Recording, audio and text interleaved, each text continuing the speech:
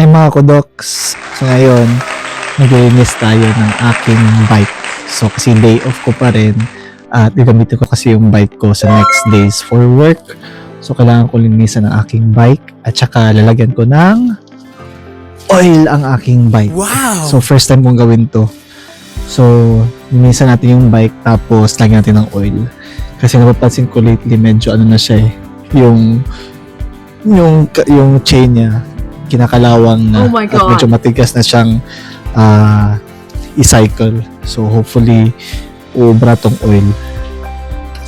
Nung kakaumpisa ko lang dito mag-work sa hospital, naglalakad lang ako from our house patungo sa aking workplace. But since malayo na ako, kaya kailangan ko nang mag-train at saka mag-bike. Hopefully marunong ako nito. Hindi ko pa natatry itong mga ganitong bagay noon. Hindi ko na-expect na gagamitin ko pala tong bike ko dito sa UK bilang isa sa mga transportation ko dito. Kala ko pang ano lang to, laro-laro lang. Tapos ngayon naging ano ko na siya. Naging transportation ko na papunta sa aking workplace. Okay lang. Nung kakalipat lang namin sa city, tinry kong mag-bus if nakita niyo yung previous video ko. Pero napakahaba ng biyahe kaya hindi siya feasible.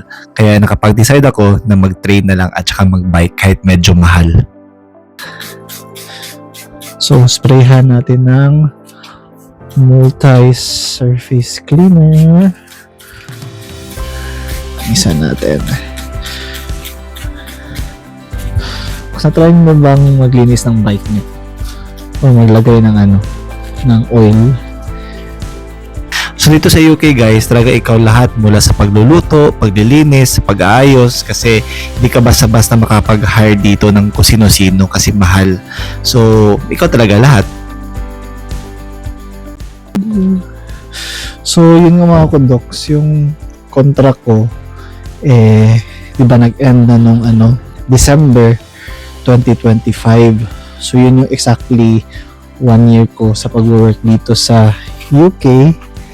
Tapos, di ba, panay pa nga yung post ko noon na sana ma-extend ako, mabigyan sana ako ng permanent na contract. So, thankfully naman mga kodoks, nabigyan ako ng extension na aking contract hanggang August of this year, 2026. So, meron pa ako March, April, May, June, July, August. So, mga 6 months na extension. So, syempre, gusto kong magkaroon ng mas matagalan sana na contract. Kasi, kung may permanent contract ako dito bilang isang doktor, mas madaling mag-navigate sa mga next plans ko. Kasi, yung plan ko, syempre, gusto natin maging consultant dito sa UK soon. At, para maging consultant ka, dapat kang, kung meron ka ng degree sa Pilipinas or meron ka ng specialization sa Pilipinas, dapat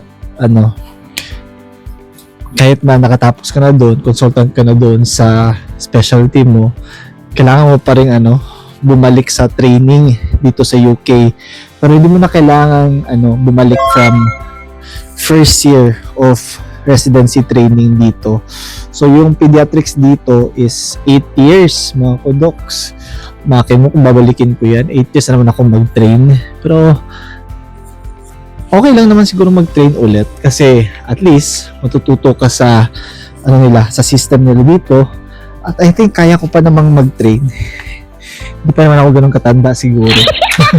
Kasi dito sa UK hindi naman talaga yung age dito kasi meron nga ditong nagtitrain or nag-residency na medyo matanda na. So, hindi masyadong issue dito yung edad mga kodoks. Kahit na medyo late ka na nag-train. Dito kasi uso na after medical school, yung iba tumitigil sa pagtitrain or tumitigil sa pag-specialty training nila kasi nagkakapamilya, gusto nilang magkaroon ng career break.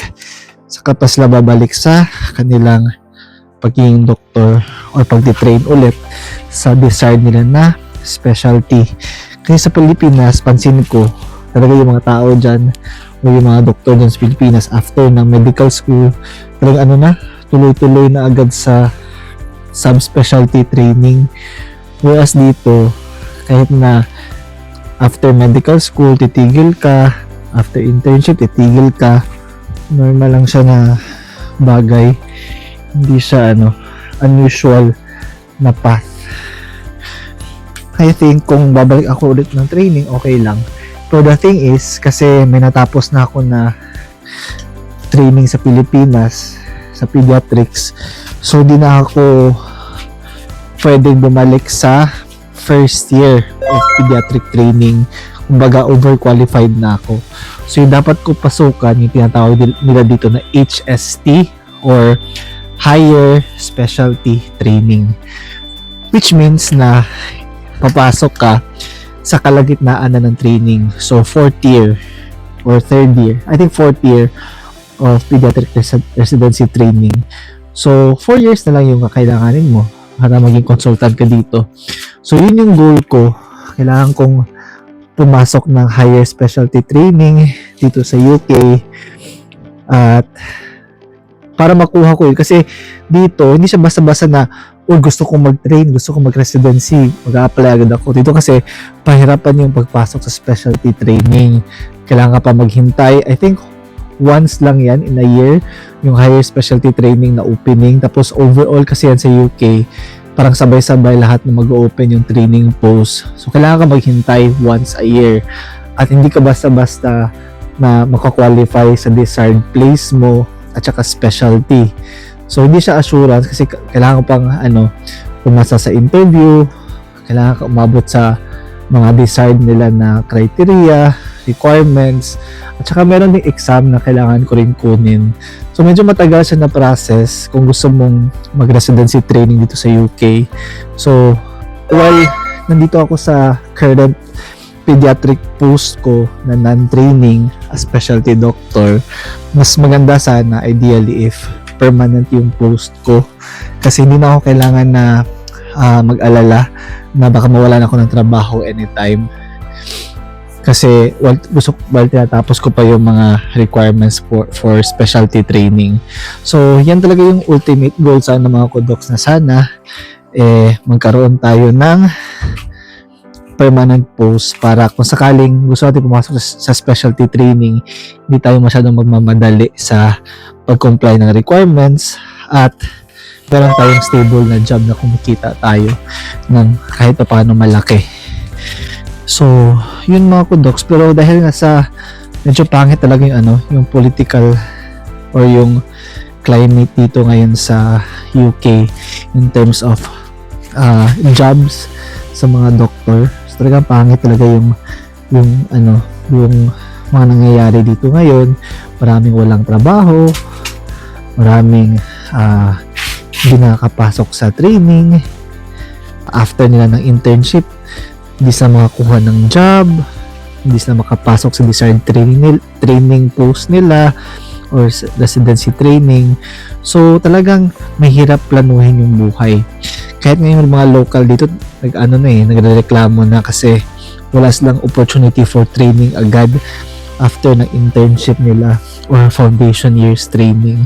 So how much more kaming mga international graduates or mga foreign graduates dito sa UK kung yung mga local mismo nahihirapan sa pagkuha ng training post, how much more yung mga foreigners. So ito yung mga balita lately mga kodoks na maraming mga doktor na walang mga trabaho pagkatapos ng training at mababa yung sweldo kahit na napaka-short staff ng mga hospitals dito. Thankful pa rin ako na nabigyan ako ng extension sa job ko. I think okay naman yung mga performance ko sa aking first job dito sa UK. Nagampanan ko naman ng maayos. Yun nga lang, talaga uncertain. Kung hindi naman ako maging consultant, kahit na ganito lang yung post ko for a while, hanggang maisipan ko maging consultant, okay lang din naman sa akin. So, hindi ko naman masyadong minamind kahit na ito lang muna yung work ko for now. Hanggang naisipan ko na maging consultant. Kasi kahit na yung post ko registrar or middle grade, masaya din naman eh. Para ka na rin consultant kasi marami ka rin ginagawa na decision making. So parang siya, kalagitnaan siya ng junior doctor at saka ng consultant. So not bad, okay na rin yung ganyan. Yun nga lang, sana bigyan tayo ng permanent post mga kudoks. Yun talaga yung gusto nating mangyari. Kasi kung hindi ako mabigyan dito ng permanent na post dito sa current hospital ko, mapipilitan na kami lumipat ng ibang lugar dito sa UK. At kung talagang walang opportunity dito, makalilipat na lang kami ng siguro ibang bansa tulad ng Australia. Kasi Australia ngayon, pansin ko talagang hiring sila eh. Massive yung hiring nila ng mga international doctors kasi I think kinakailangan nila ngayon ng mga doctors doon sa Australia. So kung meron ka ng credentials dito sa UK na nakapag-work ka na dito ng at least a year, tapos may registration ka na dito, mas madali yung journey mo to Australia to become a doctor compared sa nanggaling pa sa mga countries nila. Tulad if galing ka pa mismo sa Philippines at sa iba't iba pang country. Kasi kung dito ka na nagkaroon ng work experience sa UK, credited yung experience mo dito sa UK. So mas makakwalify ka at mas madali na lang yung paperworks. Actually gusto ko pa rin magstay na lang dito sa UK kasi masaya naman kami dito. Okay naman yung mga tao. Syempre kung lilipat na naman ng Australia, panibagong adjustment na naman and all. So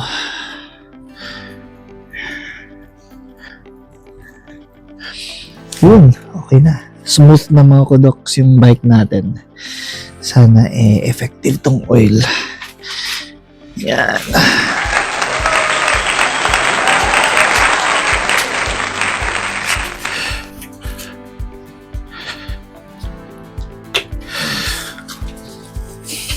Yun, nalagyan na natin ng oil ang ating bike. Tapos, lagyan din natin ng hangin. Kailangan natin ng hangin sa bike.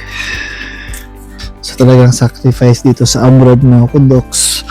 Kasi kahit na sa Pilipinas, sana natapos na tayo dun sa ating training, sa mga studies, sa mga exam. Talagang balikan dito talaga sa sa simula pagdating mo sa ibang bansa. Gusto niyo bang ng ibang bansa? Kasi kung gusto niyo ng ibang bansa, kaya naman. Basta lang, yung risk nyo, calculated nyo lang yung risk nyo na hindi masyadong risky. Hindi rin yung masyadong play safe ka. Kailangan talagang somehow mag-gamble ka kahit paano. Basta lang, manalig ka lang sa Panginoon. Lately pala, natapos ko na yung first appraisal ko. So yung appraisal, yan yung yearly na parang evaluation mo kung kamusta ka sa workplace mo.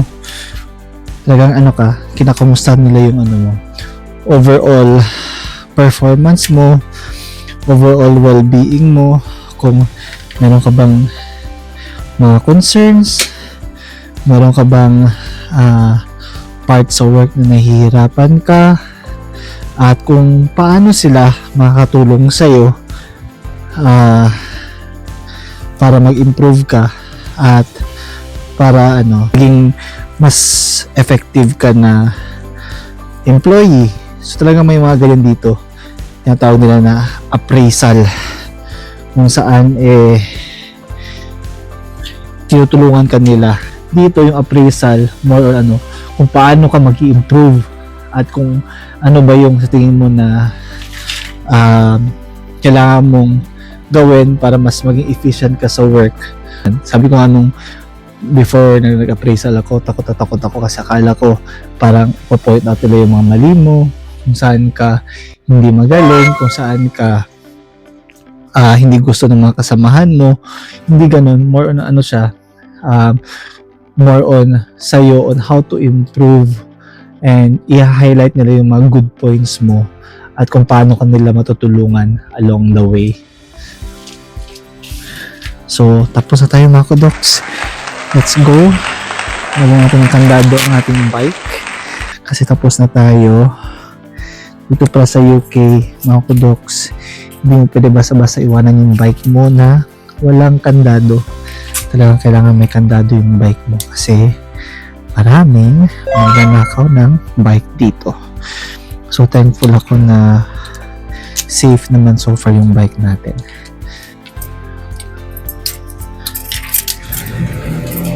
Tara mga kudoks, salamat sa pagsama sa akin.